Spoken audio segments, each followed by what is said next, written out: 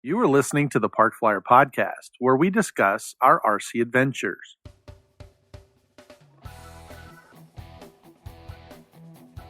Welcome to the Park Flyer Podcast, where we discuss the ups and downs of the new RC Flyer. Join your hosts, Michael and Jay, as they take flight at the park. Now on with the show. Hey everybody, welcome to the Park Flyer Podcast. I'm Michael from Arizona. With me always are my good friends. Jay from the hills of Texas. And Shannon G in Mesa AZ. And we'd like to welcome you to our podcast. We appreciate your patronage. Make sure you go out there and like and subscribe to our YouTube channel there and join our Facebook listeners group.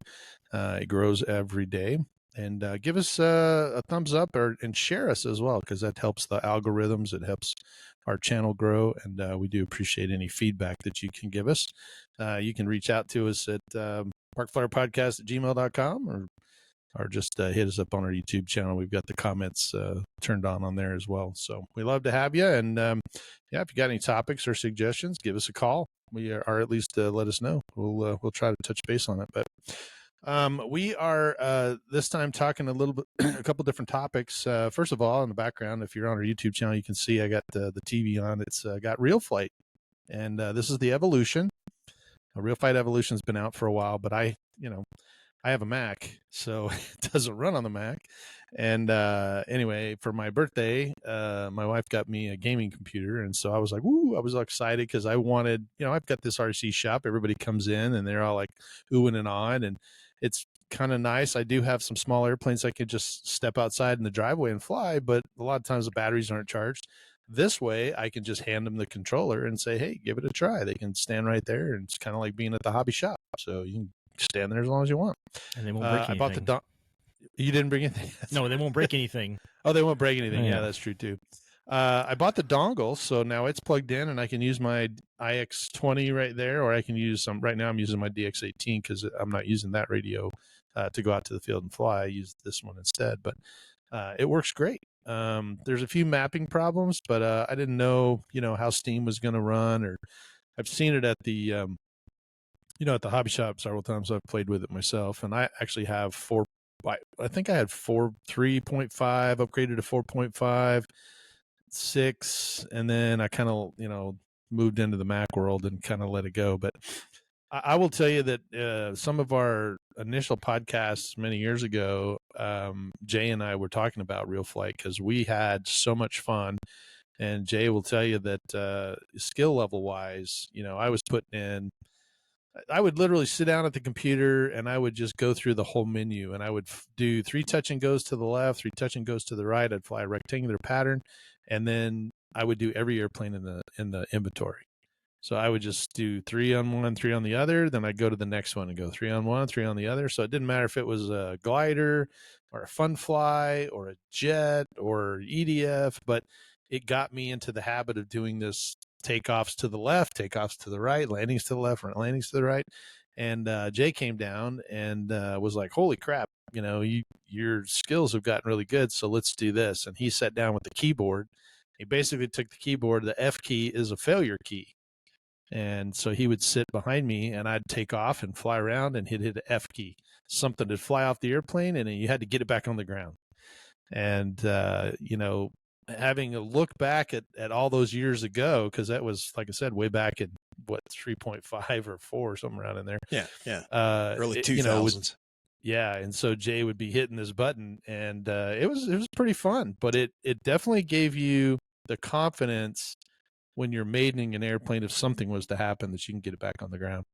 And it actually benefited me because I became a test pilot, for some of the guys here, and actually was a test pilot for GWS back in the day. So it made it, fun, and it was, beneficial to all of us. And even today, when I test fly stuff, I'm not, people will hand me their radios and go, "Hey, can you fly this?" And it's not really stressful. Like they toss you the radio and go, "Hey, Mike, take it." And you're like, "What?" And they're like, too. "Yeah, the plane, I lost sight of it. Take it." When they threw you the radio and you catch it, and you're like, "What? Where'd it go?" Or it's in this spiral going down to the ground, and they hand it to you. Big Mike did that once or twice with the flames coming out of the back. Yeah. Mm-hmm. You got it, Mike? That's the guy in the back of the field that's hitting the F button at the field for everybody. Oh, that's true. Exactly. That's true. But it's fun. The Evolution has a couple of new, products in it and a bunch of new airplanes. I was a little worried because I've downloaded in the old version, I had downloaded a bunch of a bunch of user airplanes, so I was moving up to like 5th scale, half size, that kind of thing. And I had a lot of those saved. I still do. And you can actually import them into this one too. So nice. I'm probably going to migrate some of those. I think I have them on a drive, one of my drives, Thunderbolt drive or something. I'll just go plug it in and move them over. But it's the only thing that I don't really like, and unfortunately it has to do with graphics. Because for the birthday, the wife got me the super size gaming machine, which the TV's 4K, the computer's 4K, everything runs on a super fast graphics card, and the graphics here only go up to like 1440 or something. So it's kind of on that big television in the background, it's kind of pixelated. Probably look better on a computer, but it's all pixelated on that one. And it is bigger size, but Jay suggested that I do a virtual reality for it, and then maybe it would look better because those graphics are smaller. Yep. Get the goggles. Yeah. Put the goggles on, then you can look around and watch your plane fly, as opposed to just standing there and watching the camera go around. The good news is I'm at Superstition Airfield, so they do have Superstition in there, and I've been flying with that for the last week or so since the birthday. It was kind of fun. But so yeah, I'm excited about it. And I asked my wife yesterday. She was walked in the shop when I was in there flying. I was like, "Hey, you want to try this?" And she goes, "No." Just walked back out. So she just looked around like, "Yeah, have fun, buddy. That's why I bought it. You just leave me alone." Leave but me it was out pretty of fun. it. Maybe I need to. Maybe I need to get mine going. Yeah, there you go. There you go. Funny. Wife repellent. Yeah. It was right. It was wife repellent. So anyway, we were excited about that. I also, for the birthday, got I think Mike. Unfortunately, I got Mike some batteries, AK Mike, and they're back ordered. So I got them for the little UMX Consendo, and then I got some for a birthday as well.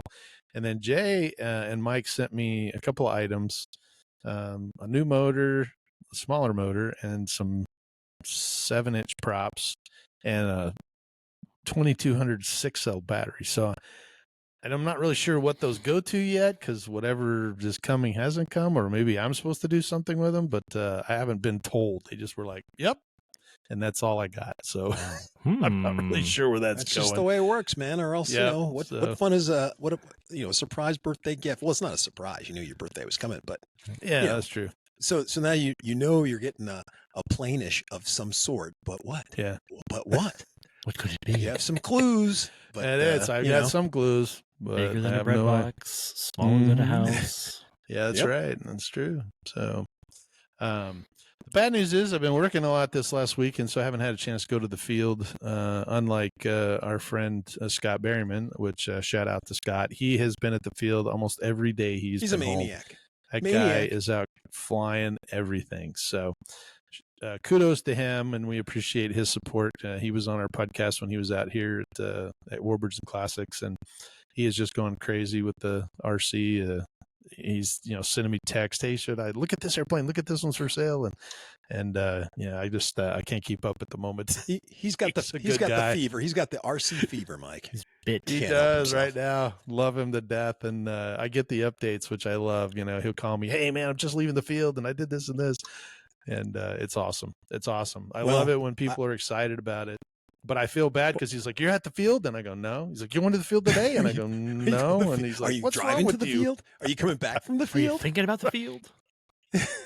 I am thinking about the field, but no, I've just had to work. I took some time off for my birthday, and then I got to catch back up. So unfortunately, it's just they got me hopping.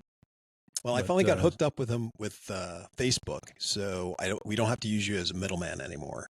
For when I stumble across some deals that are in Colorado, I can send them directly to him. Oh, good. Yeah. So he was sending me stuff to send to Scott. You're the intermediary. Yeah, I was. Yeah, I kept Yeah. saying, hey, forward this. I'm like, I don't even have Facebook at the moment, so I need to get back on there. But Yeah. Well, I don't know. luckily he popped up in, kind of like in my feed, hey, Mhm. you may know this friend. And Yeah, I'm like, that's perfect. Ding, I do friended know him. him. And then I friended him and I sent him a link for, hey, you may be interested in this. So That's funny. somebody, once again, they were getting rid of their collection. And I'm like, oh, that's not too far from Denver. Yeah. So eventually I think someday that'll probably be me. Or at least my wife will. I mean, like, hey, I got all this RC stuff, so hopefully there's somebody later on that's just coming into the hobby that'll It's be worth a few bucks. Yeah, it is. I do have definitely a lot of airplanes. We just won't tell her how much it really is worth. Well, that was Jay and I talk about that all the time, and unfortunately, she listens to the podcast on occasion. So, I told her, I was like, my biggest fear is that she sells my stuff for what I told her I paid for it, and that's that's gonna be. Did I send you the thing from not Facebook, but it was off of YouTube, and it was a video about a guy. This lady comes into a gun shop, and she's like, "Oh, hey, listen, my husband's needing to get at this operation, and so we're looking to make a few bucks. So I want to sell this." And she pulls up a rifle. And she's like, "Oh, this is," she, gives all the specs on the rifle and da da da da da, and she goes, "Well, I'm looking," and the guy's like, "Well, what are you looking to get from it?" And she's like, "Oh, I don't know, about $300." And the guy goes, "But that's one of 5,000 rifles, and that's it's a special series, blah blah blah, Right. And she's like, "It is?" And he's like, "Yeah." And she goes, "Oh, he just said it was just another AR rifle. What's so special about it?" And the guy starts naming off all the things that's special about it. And she's like, "Really? Well, what's it worth? Like 500, 600?" And he's like, "No, ma'am, that's like $15,000. $15,000. What are you talking about?" And she's like, "What?" And she goes, I do have one other thing to sell. And she whips out this pistol, and she's like, "Yeah, da da da da da." He said, "This pistol, blah blah blah. We're looking to get maybe $200." And then the guy's like, $200? Are you serious?" And she's like, "Is this worth more?" And he's like, "Yeah, man, that thing's almost worth $20,000." And she's like, she cocks it, and she's like, "I'll be right back. I'll be right back." It's funny. So. Yeah, that's right. Actually, it happened to me. We were, I recently acquired a new truck, and I traded my old one in, and the guy was helping me with all the stuff in the back. How you kind of go sign all the paperwork. And we were talking about RC stuff because he asked me what I'm doing with the truck. I said, "Well, I pull my RC trailer with it." And he's like, "Oh, you're in RC airplanes?" And I was like, "Yeah." And so I was showing him some of them, and of course, we got into the turbine world, and he was just like, "Oh my gosh!" He saw my L-39. He's like, "What does one of those cost?" And I looked at him like, "Are you serious? My wife is sitting right here." And I go, "I don't want to say." And my wife looks at me and she goes, "What does that mean?" And I go, "I don't want to say." He's like, "Uh-oh." So I typed it out on my phone, and then when she wasn't looking, I went like this and showed it to the guy, and he looked over and he goes, "Huh." And because now I understand why he didn't want to say. I was like, "Well, that didn't help me either," because now my wife's like, "What does it say? What does it say?" I was like, "Never mind, honey." So that's funny, but the nice she's very going to give us a discount. He's going to give us a discount. Isn't that right? He is now. Nice. He just threw me under the bus, buddy. No, it's actually the price just went up. I actually have an account. Yeah, exactly. That's exactly. Well, luckily I'd already bought it before I showed him those pictures. But anyway, and speaking of acquiring new things, you came up with something new, I think. Yeah. Acquired. So I acquired. That's what acquired. Well, it's weird because I was trading airplane for. First, it was going to be a 90mm fan and a speed control, so I can start getting my big ME262 ready, finished up. Well, then in between the deal, he sold that or traded that away, but he had 2 speed controls that I'm like, well, I can probably use those for that, or if not, get the ones I really want out of it. He says, "Okay, yeah, we'll trade for that." And he says, "Oh, by the way, do you want this Byron F-16? And I'm like, "Which one?" What? He says, "Well, yeah." So this Byron F16, they don't make them anymore, obviously. They're out there, and they're worth a fair amount of money. But this one of our club members, his dad was big into machining things and customizing things. This plane, it has, a regular Byron F16 is pretty basic. It's a basic jet. It was really, they were designed in the late 70s, early 80s. And people keep flying them, turn them into turbines, and they fly in electric just fine too. This one, though, is so over-engineered. Like the nose gear has the functioning, like where the nose gear rotates flat. Up into the and then he made a custom tray for it, so it rotates down. The main landing gear are very scale. He machined all of those. Put slats on the leading edge. No way. Which real one has, but the Byron didn't. Beefed up the rear, the elevons, and just it's over engineered and it weighs a ton. That's the only problem. Wow. So it was like, we're not gonna, I could sell it probably. I buy and sell Byron stuff all the time. I love it. I hate it. Whatever you want to say. I have more love for Byron than anything. But at the same time, it's like, wow, I could really work on this and get it together, or it might just be a museum piece because it weighs so much. Like he really over-engineered everything. It might fly as a turbine. I would not fly electric. Like it'd be like a 2-second flight with that, plus adding batteries. Yeah, make it heavier. Yeah, but it's beautiful. I mean, the craftsmanship. And I hope you guys. How much do you think it weighs? Oh, it's got to be over 20 pounds. And I mean, 20. And we're not talking with any power plant or anything. It's like just it's got lights in it. I mean, it's over 20. It's probably between 20 and 30. I mean, it's not light. And that plane is a very light plane. It was a very, it was a very docile plane. It was actually kind of a trainer for jets back in the day, even though it was an F-16. It was just so simple. But it's just I hope you guys get to see it here down the road. I might just start putting it together and see where it goes as far as at least for looks. It might make a nice display piece, and people say, hey, just put it up on the. Since it's old school, it's made out of that oak balsa, huh? No. Yeah. No, but the sheeting, like he from did, oak wood. Yeah. Well, the wings are foam core, and he sheeted them. And usually you use a really thin, veneer of some kind. Right. Whatever he used was really thick. So it's like it could probably fly with a turbine just fine the way it is. But there was like some guys are like, well, maybe the wings aren't quite strong enough. They might tear off or shred or something. I'm like, I don't know. So we'll play with it. But how big is the spar? So with the Byrons, it has these two metal bars, like come out on each side. Like it's not really a full spar; it just goes and just plugs into it. So it's not a full spar, but there's a couple of points he added. Like he added some more plug-ins along it. I mean the wing inside the wing. I can't even see it. I mean, I'd have to cut it all open. I don't even know if it's worth it. The one thought was maybe just get another set of wings. Detroit steel. Yeah. Well, I was going to say my F-15 had those bars. Yeah. They just had a flat bar and it just slid in. Yeah. And it was a foam core and it did fine. That's I mean, you could fly that thing well into the 200s and yank and bank on it, and it was just fine. That's what I'm thinking. Some guys are just being overly cautious that we're talking about. So yeah. But anyways, I mean, foam core is pretty light wing loadings anyway. Yeah. But this thing is just really overbuilt. So hopefully you guys get to see it. And I was just it was just like, this plane's kind of been bouncing around the club for a while. And, the guy who started building it, he's still with us, but he can't build it. He just can't do anything. He's moved away, and just kind of like it got built to a point and then stopped. And then it's just so much work that people are like, well, I don't even know what it's worth, so let's just kind of pass it around, and whoever ends up with it, hopefully somebody does something with like it. Like musical chairs. Kind of or get stuck. Musical airplanes. Sit in this cockpit. Well, that's awesome, though. That's, half the time that's the deal, though. You can acquire something. I mean, Jay's got a couple back there. He acquired that big Telemaster back there, I think.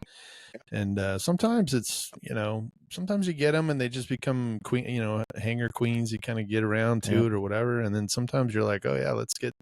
you got a spare Saturday and you're like, yeah, let's throw this thing together. And it goes together way faster than you thought it did. And now you're halfway through the build. So, because the nose gear has 3 servos in it to make the whole thing work. Oh wow, 3 servos.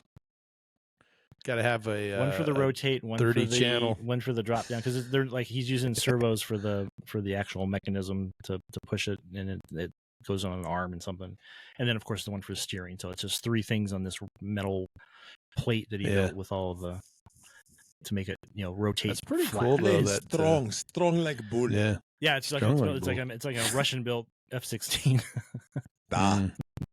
That's funny. Russian built F-16. Yeah, 2,000 rivets. I know my Yak 55 when I owned it, it had so many rivets on it. It's just like, oh my gosh, this thing never come apart. I'd hate, to have to replace all those because man, they were just like, bunch of ants all following in line. It's crazy. Well, that's pretty cool. You'll have to keep us in the loop on what's going on with it. And, when I decide what to do, I'm gonna if I decide to like build it and finish it, I'll start making a log or something, and we can follow. That'd be kind of cool. But I'm just glad to have it. It was one of those things we've been talking about it for years as he's been working on it. He'd bring out little bits and pieces and show us, and then he just kind of had some medical challenges and moved back home. So. Yeah, no, I know how that is. Yeah. So, well, speaking of medical challenges, Jay was able to fly with Jim. He's been having some medical issues and hasn't been out to the field very much, and but he was able to come out and called up Jay and said, "Hey, he's finally got everything resolved, and he finally was able to come out and play, which was very, very nice because various folks have kind of showed up in town, and we'd always give him a call and. Hey, you want to come out and do this with us? You want to fly with us? Oh, no, I'm feeling under the weather. I can't. And so finally he gave me a call and was like, hey, I mowed the field. And I'm like, oh, you must be feeling better. You mowed the field. Okay. So he mowed the field, and that weekend we met up and had a really, really great time. So, it's one of those things. It's kind of like when you don't see people for a long time, and then when you hook back up with them, you're so glad that they're feeling better and they're doing better, but you just have instantly a good time, and you realize why you're friends with them and stuff. And that was it. It was one of those little reunions when we had it, and I was so grateful that he was feeling better and not under the weather, and we were sharing our passion together, type of thing. And then I was like, well, that means Jim hasn't flown in 6 or 7 months. How's this gonna go? And actually, it turned out to be a good day. Nothing went home in a garbage bag. Nothing got collected, in pieces. He flew relatively well, had no problems. He has like a Hobby King plane. It's like the closest thing I can put it to. It's like my Fun Cub. It's that style of plane. And we got out there.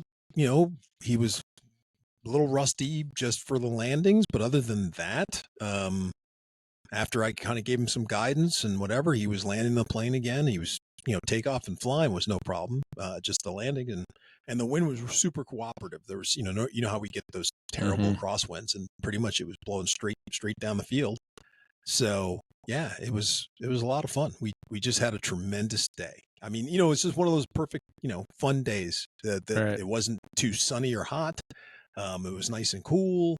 It was a little overcast, but, you didn't have to strain your eyes or nothing. And like I said, everybody was flying and having fun. And I introduced them to the UMX Crescendo, and it's not a crescendo. Consendo. And so he was oohing and on at that. And then, and I was explaining what the setup was. So when he left, he was like, hey, Father's Day's coming up. I'm going to talk to Mama, and this is going to be my Father's Day present. And so he's going with the larger 1.5 version. Oh, good. So just so happens like all that stuff's on back order. So don't feel too bad about your batteries from those guys. Those guys are, they're the UMXs are all out, and everything. It's just I'm happy for them. Horizon's doing well, but they're just it's the summertime. Yeah, the summertime, and I think everything. There's been a couple items that I needed that I went to go order, and not necessarily hobby stuff, but just stuff in general. And a lot of stuff is back ordered, just because they're changing seasons. So I totally get it. But so you actually got to fly your Consindo when you were out there, right?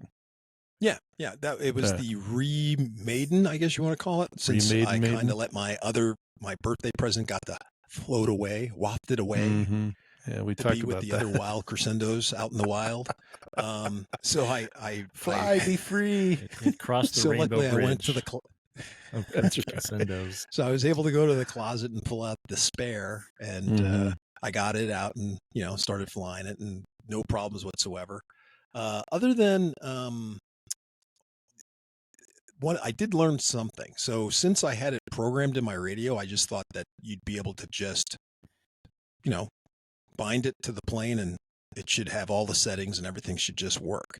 And normally that's how it works.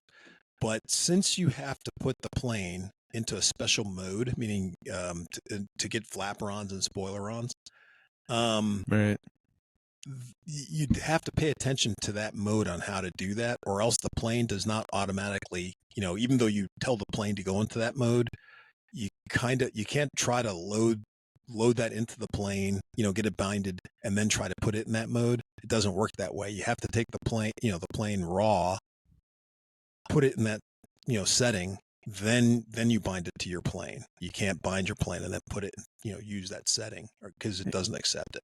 You're talking about the safe and the AS3X. Yeah, well, just for to activate the safe and stuff works.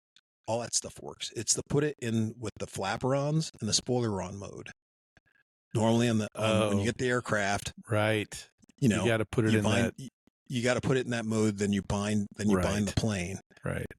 And so I was trying to do that. And if you try to bind the plane, then put it in the mode, it does not work. Right. So that's what I was trying to do because I already had it set up in my plane. So I had to go into my radio, I had to turn off the spoilers and the spoilerons and the flaps. I had to turn that off in my radio.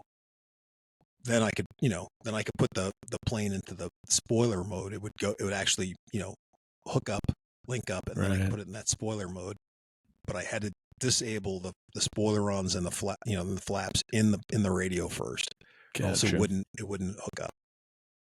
So that was my only thing I had to kind of figure out, But once again, the plane just flies. Jim was really impressed by how the plane flew because I was getting up there and I, showing him how, hey, look, this stuff's got a lot of guts, flying straight up.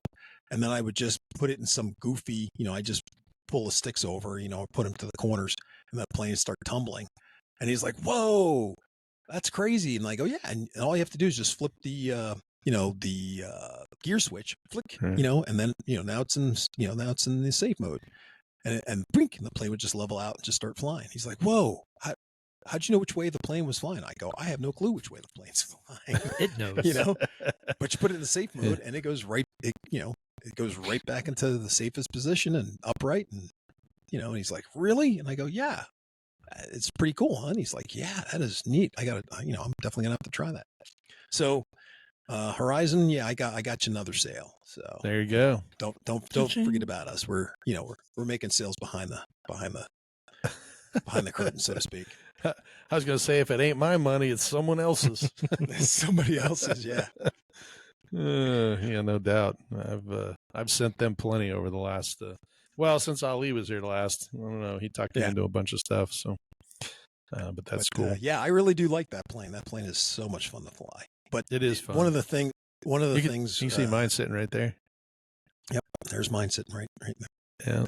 There. So one of the things that Jim, unfortunately, like he went to get, the bigger version.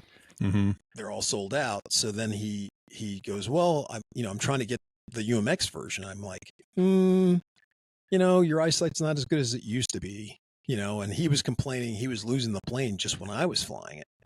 He was losing it against the sky. And I go, yeah, you might want to go with something a little bit bigger, just because this plane's so easy to get out from you.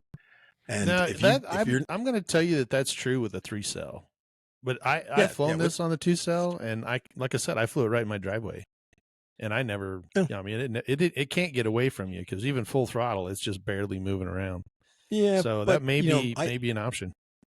Well, yeah, but I know Jim, and he just saw how it flies with a 3-cell, and I know he wants to fly it on a 3-cell. Yeah, I could just tell, that's where the giggle switch is at. Is when That you is have true. a 3-cell. Like I said, 2-cell, I'm sure you fly it all day long, hands off. Yeah. No problem whatsoever. But the giggle switch happens when you put the 3-cell in there, and then that's true. You start flying like a fighter plane, and you're just like, oh, how can a glider fly like this?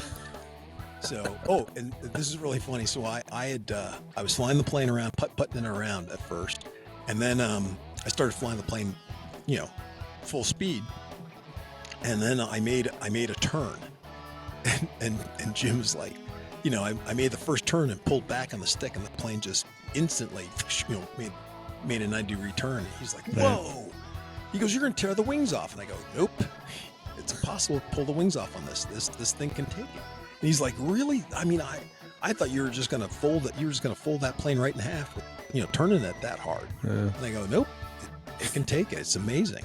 And right there, I knew he was hooked. He was just like, oh man, I want that.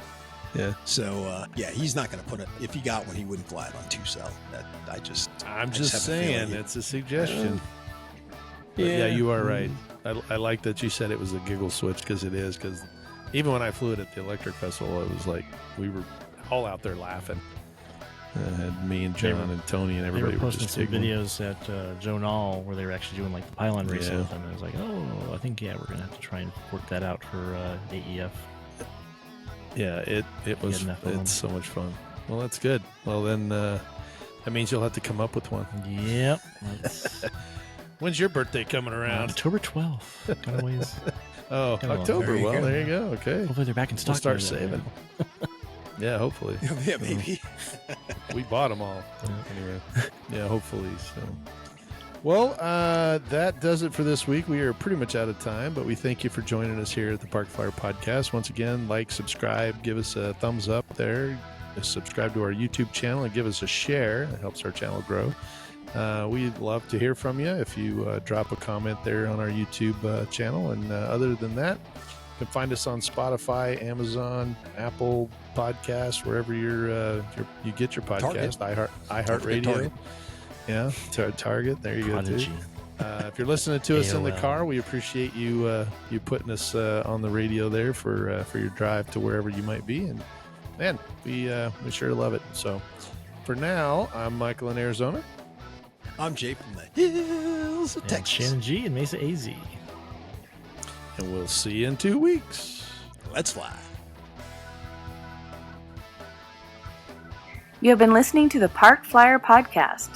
Thank you for joining us, and we look forward to your next visit.